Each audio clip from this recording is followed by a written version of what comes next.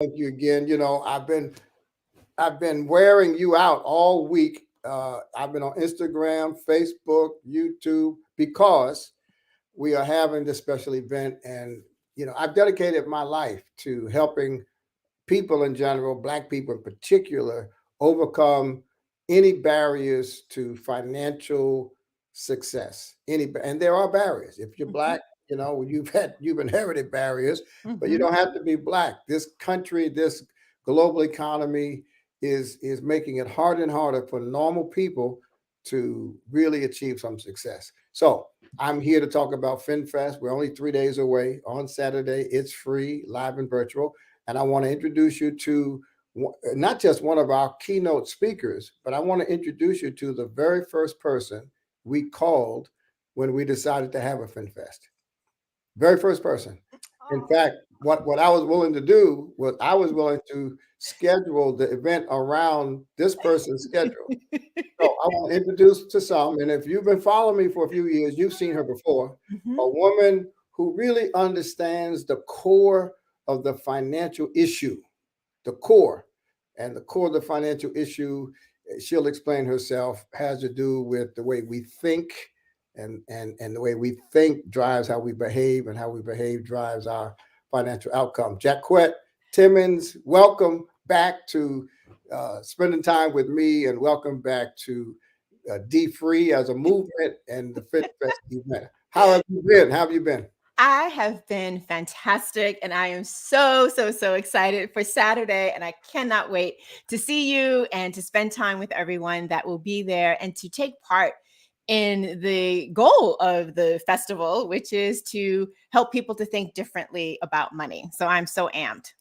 Yeah, and we use language. You know how Mhm, important language is. We use, instead of saying workshop or seminar, we try to make it festive. We try to make, mhm. in other words, this is not a funeral where we're Right. burying dead hopes and dead dreams. This is a Exactly. festival where Yep. we're igniting people to think and dream in ways they haven't before. So tell people who you are, where you're from, and then we'll get into what you do. Yeah. So I'm coming to you all from Brooklyn, New York.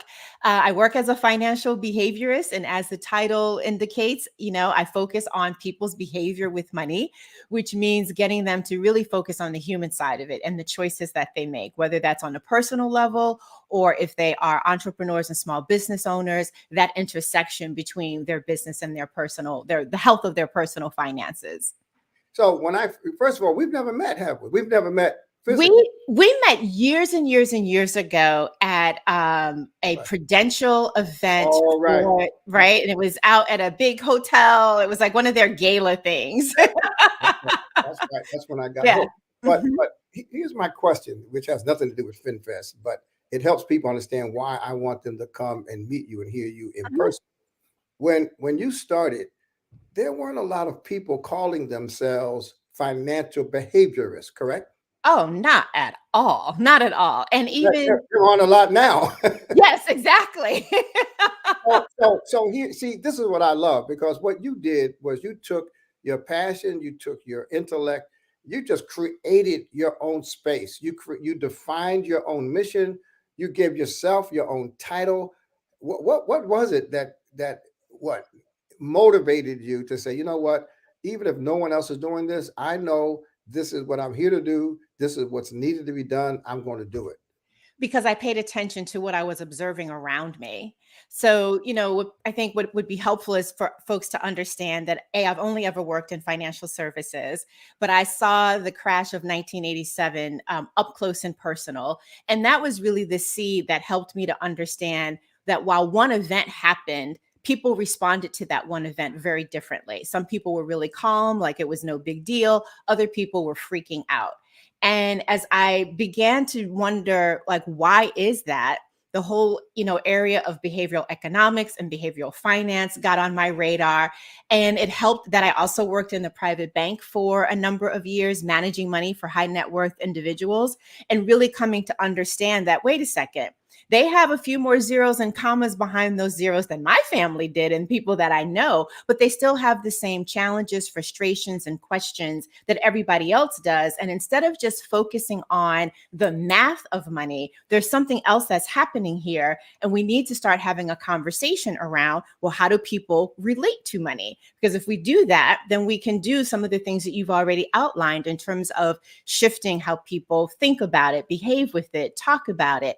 And that will also help to shape the choices that they make or the choices that they feel are available to them. It will help them to understand that there's a difference between how they treat money and how they perceive that money treats them, and how all of that influences the results that they experience. And I think fundamentally, I mean, one of the main things that I'm really excited to share with folks is how, while we use the term personal finance, we have to remember that money is not monolithic. And so personal means different things to different people. That's right. That's right. I was just thinking the other day that if my credit score when I was in my 20s was as high as it is now, if my bank balances were as high as they are now, and if my credit card usage was as low as it is now, I would be driving probably a Bentley. I'd be wearing custom made suits every day. I'd be broke because, when I was not making much money, I was spending more money than I made. And now that I make a lot of money doing other things other than dfree, that's why I can do dfree for free. Mm-hmm. I don't spend as much money as I used to, even though I have more money than I did. Right. And I realized that was a change in my mentality. That's why I wrote the books that I've written. And that's why I gravitated to you so passionately, because you say in such eloquent terms what I experience, and just say in just grassroots terms. So on Saturday, what's going to be your don't tell us what you're going to say. Just right. But what's going to be your focus on Saturday at FinFest?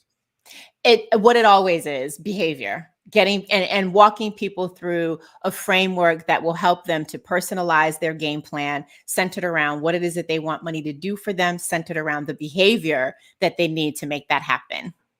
Wow. Personalize your game plan. Now listen, here's what's so beautiful, folks, about this.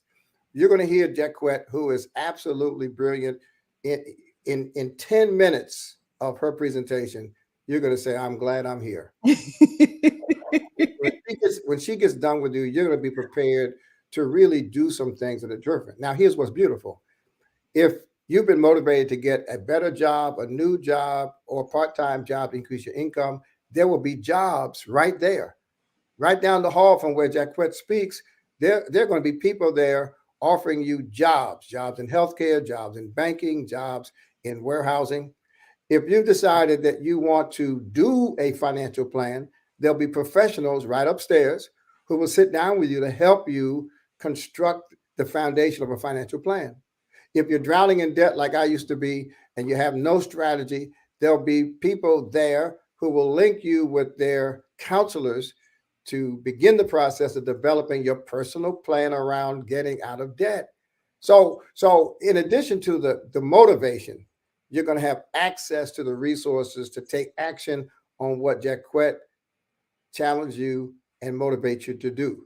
So Jaquette, give me some advice now. I'm now over 65. You don't look it. I'm a member of AARP. Thank you. I'm a member of AARP. Right? I've got my Medicare card.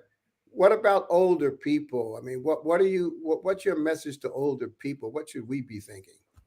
Well, one, even if you have quote unquote retired, don't stop working at whatever it is that brings you vitality, because I think that keeps you going. That's one. The second thing is, when it comes to quote unquote retirement planning, make sure that you are taking into account the longevity that is a part of your family history. Because if you are retired at 65, but there's a longevity in your family of people living well into their 90s, maybe even 100, well, you need money to last you that long. So you have to make sure that you are mapping the choices that you're making with your money to match how long you might need it. Yeah, and I'll tell you something. The older you get, the more complicated that matching becomes, and Absolutely. and the more we face challenges like inflation and high interest rates. We have to know more than we did before. So, final question. We this is our first event post COVID. This is also our first big event at a college campus. Hmm.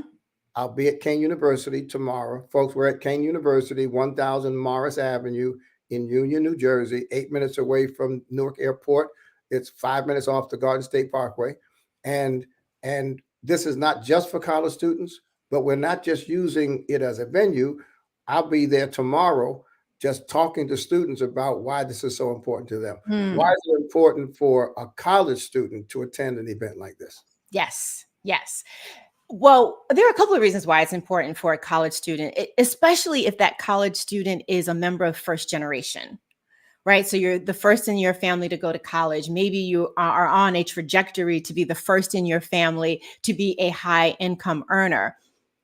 That comes with a sense of responsibility, and the sessions will help you to help navigate those responsibilities from a financial standpoint in terms of your roles and in terms of what people's expectations are of you, and really to kind of help set the tone that money, what you need from money and what money needs from you evolves. And so if you start off on a really strong footing as a college student, you have the groundwork to be able to navigate whatever the ups and downs are in the future, whether we have inflation or we don't. Because, inflation and recessions, they are just a part of our economy. They come and go.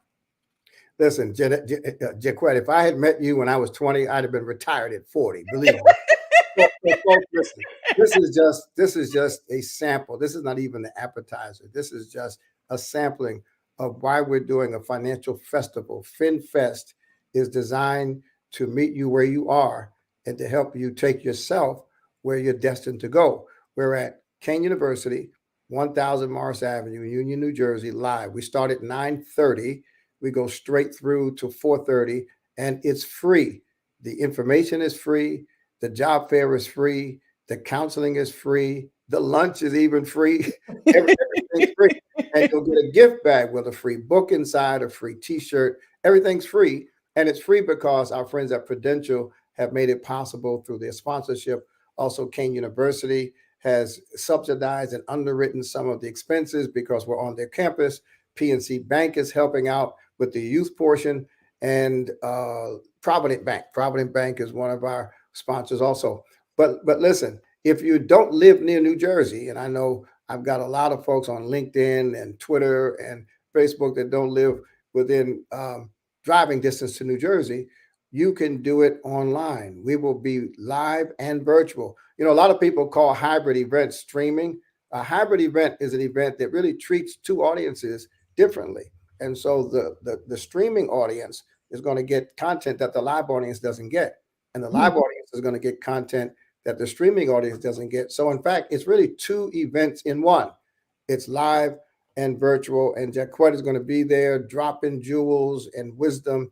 And I just hope you take advantage of this. Go to dfree.com.